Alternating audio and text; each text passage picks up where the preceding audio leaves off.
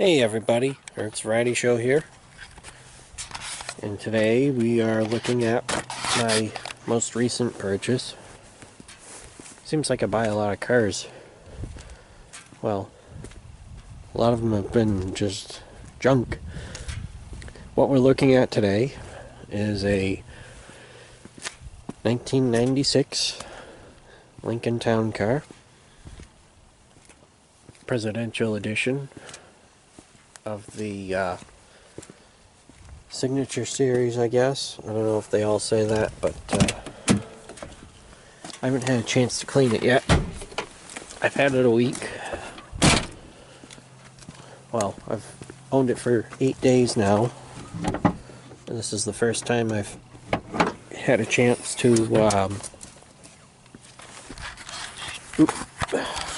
not used to this camera. This is the first time I've had a chance to take video of it. Anyways, let's get started. It has 115,000 miles. It has the basically the same thing as Crown Vic, 4.6 liter V8, modular V8, 281 cubic inch. Runs good, drives good. Body's in pretty good shape overall. This headlight's a little goofed up. It sticks out further than this one here, and there's a block of wood holding this one out, but whatever, it works. The tires on it, I think they match. Yep, all four of them match. They got good tread on them. I might switch these to actual mud and snow tires. They say mud and snow on them, but I don't like the way they look for you know, driving in the snow. There's a piece of trim missing here. Big whoop.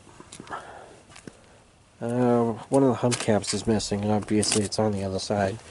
There was some rust here. I used some stick-on Bondo mesh and duct tape to repair it. I passed inspection like that. Forgive the mess. I still, you know, I just haven't had time to clean everything up, but full leather interior. I don't know if these work. I don't really care. This is my new camcorder, by the way. This is the first video for YouTube I'm making with it, so we'll see how it comes out.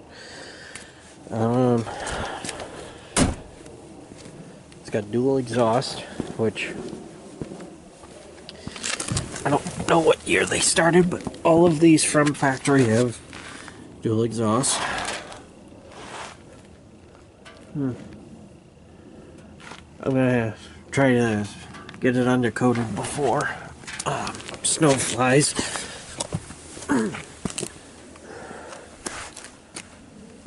Show you the trunk. The trunk on these cars is massive.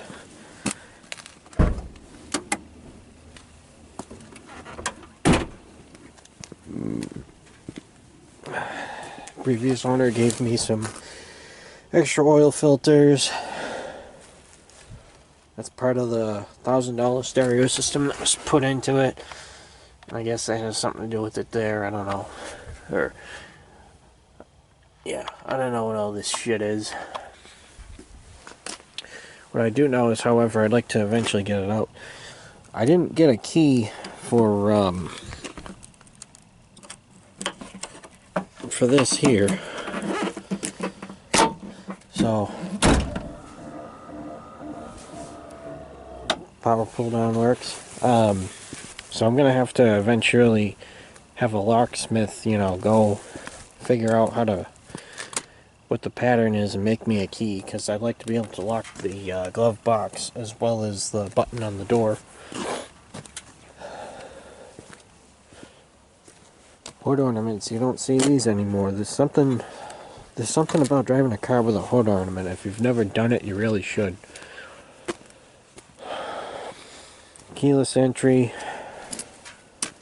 Some of that plastic trim crap is missing. Maybe I'll replace it, maybe not. The car has to prove itself to be worth it, you know what I mean?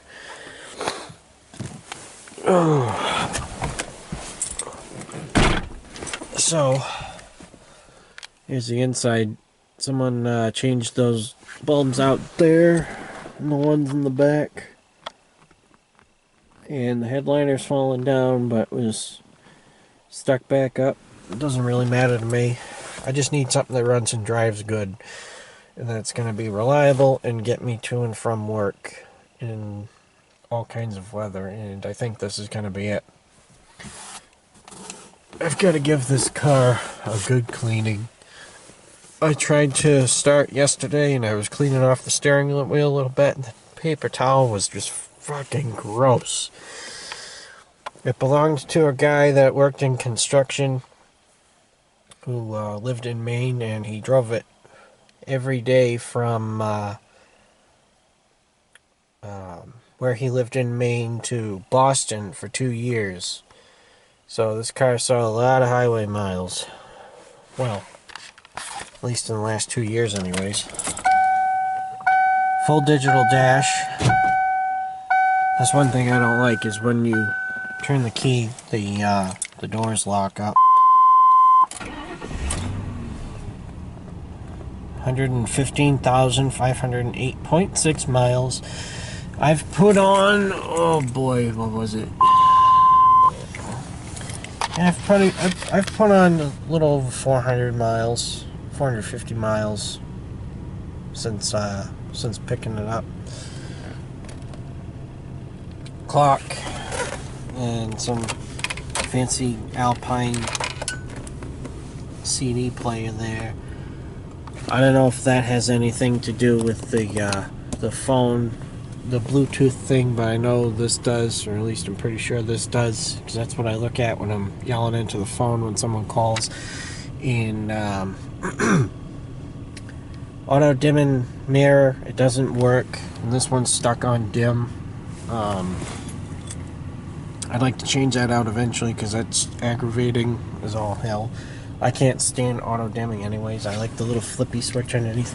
This here, if anybody knows what this is, it lights up green when you press it. I don't know what it's for. Aftermarket remote start.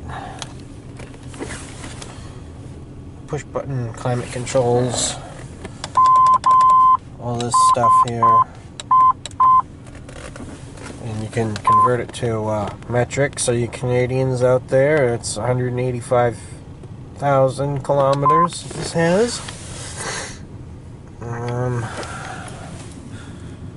Steering, low, high. I've played with this a little bit on the highway. I guess it's supposed to adjust how smooth the steering is.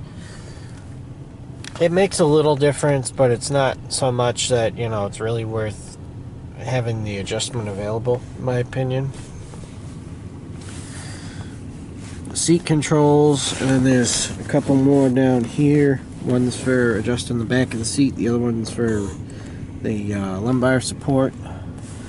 Push button for to pop the fuel cap, which I gotta close before I take off.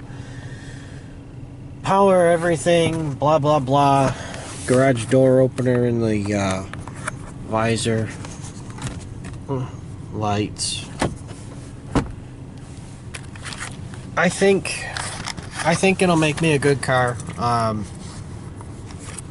but we'll see how it goes. If I still have it in the spring and you know, it's doing me really well, which I expect it will. It's basically the same thing as a Crown Victoria mechanically, and that car did me fantastic overall in the well, 3.5 years I've driven it.